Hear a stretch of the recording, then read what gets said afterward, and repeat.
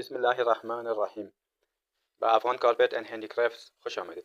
امروز به شما قالینچه بلوچی که ساخت کشور افغانستان که البته از مردمای بلوچ ما می باشد که مردم بلوچ یک ملت هستند که هم در کشور ایران، هم در کشور پاکستان و هم در کشور افغانستان ساکن می باشند.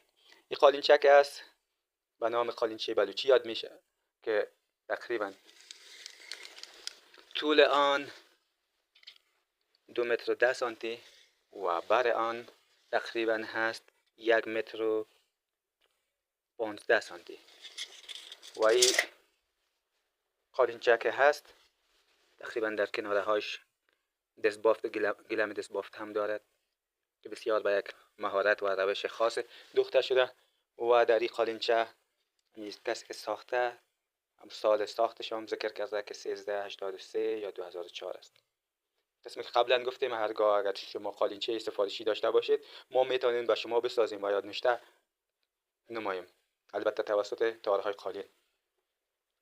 و دیگر قالینچه شان هست،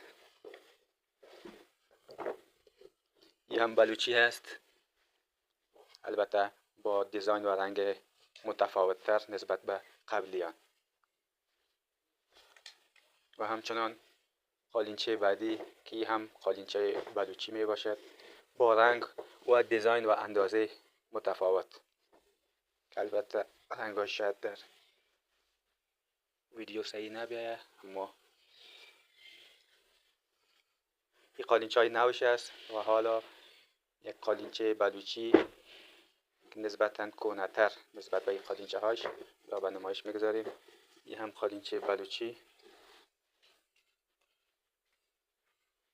که انتیک یا کهنه‌تر نسبت به 3 قالینچه قبلی است و همچنان به اندازه های مختلف دیگر رنگ ها هم از قالینچه های بلوچی در افغان کارپت اند هندیکرافتس پیدا می شود که قالینچه به اندازه خردتر 1.5 متر طول و 1 متر عرض و همچنان قالینچه بعدیش هم یک دیزاین و اندازه دیگرش است که از این نوع قالین ها در افغان کارپت اند هندیکرافتس موجود می باشد، به هر رنگ، به هر اندازه و به هر شکل و دیزاین.